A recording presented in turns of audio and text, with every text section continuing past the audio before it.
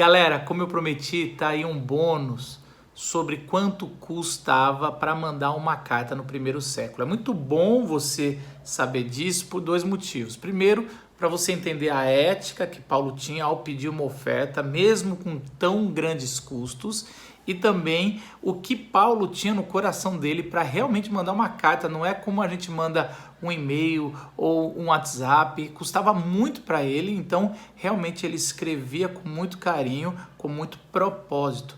Quem dá essa aula aí, esse pedacinho, é o biblista presbiteriano Vitor Fontana. Dá uma olhada.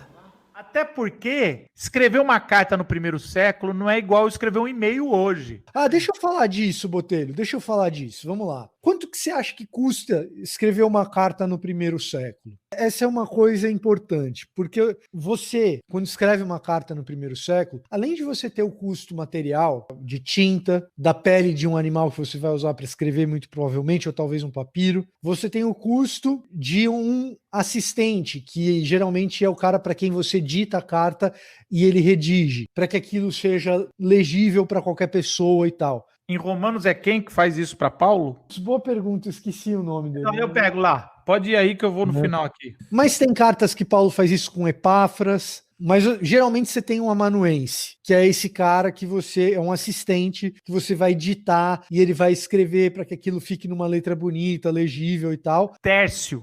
Tércio, tá. No caso de Romanos é Tércio. Então você tem esse custo, você não está escrevendo sozinho, você tem o custo dos materiais, que não é barato. Se for pele de animal, tem um animal ali envolvido e um animal também não é barato. Além disso, você tem o transporte daquela carta. Você não tinha o maravilhoso sistema de correios e telégrafos que você tem no Brasil, que toda vez que você usa, sempre é entregue certinho na data que você quis, para o endereço que você não é tão maravilhoso. Agora, no primeiro século, significa que alguém que você vai enviar vai pegar essa carta, vai encarar uma estrada, uma viagem. Geralmente essas viagens, se você pegar as distâncias onde Paulo está escrevendo a carta e onde a comunidade recebeu, são viagens de mais ou menos 40 dias. Digamos que tudo aconteça bonitinho, que não tem assalto na estrada, o que é comum, né? Então, se tem assalto na estrada, você precisa levar um guarda junto, então você tem que pagar as diárias do guarda. E você tem 40 a 60 diárias de alimentação e de estadia para pagar do cara que está transportando essa carta. Em outras palavras, a empreitada de escrever uma carta, se você quisesse fazer a comparação com os dias de hoje,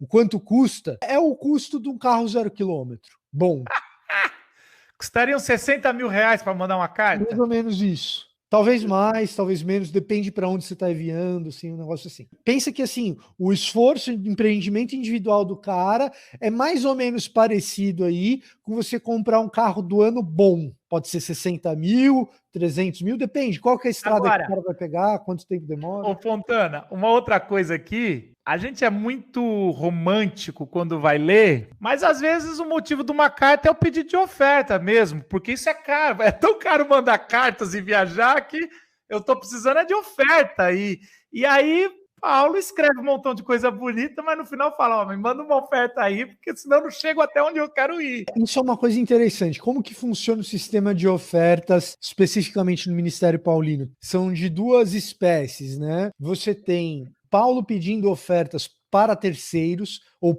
em nome de terceiros. Ele vai escrever para uma igreja e ele vai pedir ofertas não para ele, mas para o pessoal que está em Jerusalém passando fome, que é a coleta. Outra coisa é o patrocínio dos empreendimentos individuais de Paulo. Isso acontece, primeiro, parcialmente financiado pelo próprio trabalho de Paulo, aquela história de que ele era fazendor de tendas, etc. Mas duas comunidades são comunidades que apoiam, sustentam Paulo financeiramente, que são a comunidade mãe dele, que é a comunidade de Antioquia, graças ao ministério de Barnabé, que limpa a barra de Paulo junto aos cristãos de Antioquia e convence os cristãos de Antioquia de que o ministério de Paulo aos gentios deveria ser patrocinado.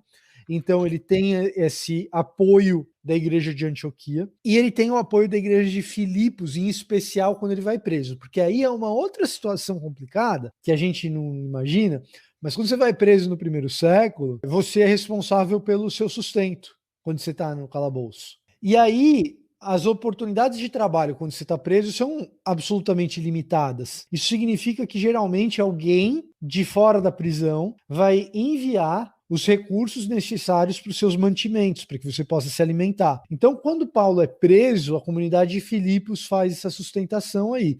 E aí nós percebemos essa relação de cumplicidade, inclusive na carta aos Filipenses,